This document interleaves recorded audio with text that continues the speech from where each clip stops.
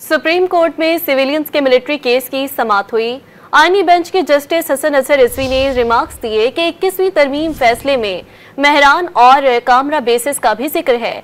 GHQ पर हमला करने वालों का ट्रायल कहां हुआ था? फौजी अदालतों में सिविलियंस के ट्रायल से मुताल्लिक अपील की समाअत के दौरान इस्तफसार किया कि पाकिस्तान के अरबों रुपए मालियत के 2 PC ओरियन तैयारे तबाह हुए थे। क्या 9 मई का जुर्म दहशत गर्दी के उन वाकयात से ज्यादा संगीन है?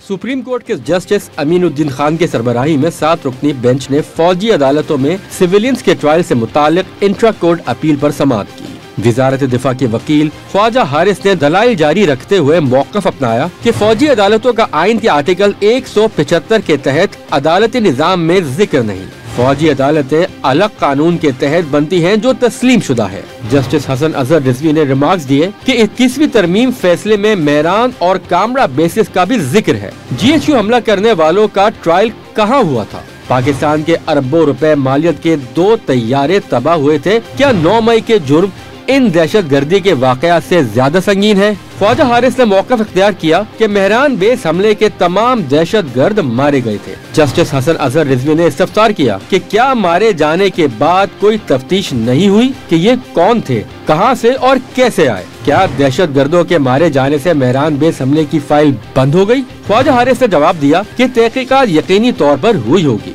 इस पर वो हिदायत लेकर आगाह कर देंगे। ख्वाजा हारिस ने दलाइल मुकम्मल कर लिए। वकील ख्वाजा अहमद हुसैन ने मौक़िफ़ अपनाया कि इनका मुकदमा ये नहीं कि इन मुल्ज़मान को छोड़ दिया जाए। मुकदमा सिर्फ ये है कि सिविलियंस का फौजी अदालतों में ट्रायल नहीं हो सकता। हुकूमत को सिविल अदालतों पर एतमाद क्यों नहीं? कुलभूषण यादव को कानून साजी के जरिए हाई कोर्ट में अपील का हक दिया गया। आम शहरियों को तो हाई कोर्ट में अपील का हक भी नहीं दिया जाता। केस की समाअत कल तक के लिए मुलतवी कर दी गई।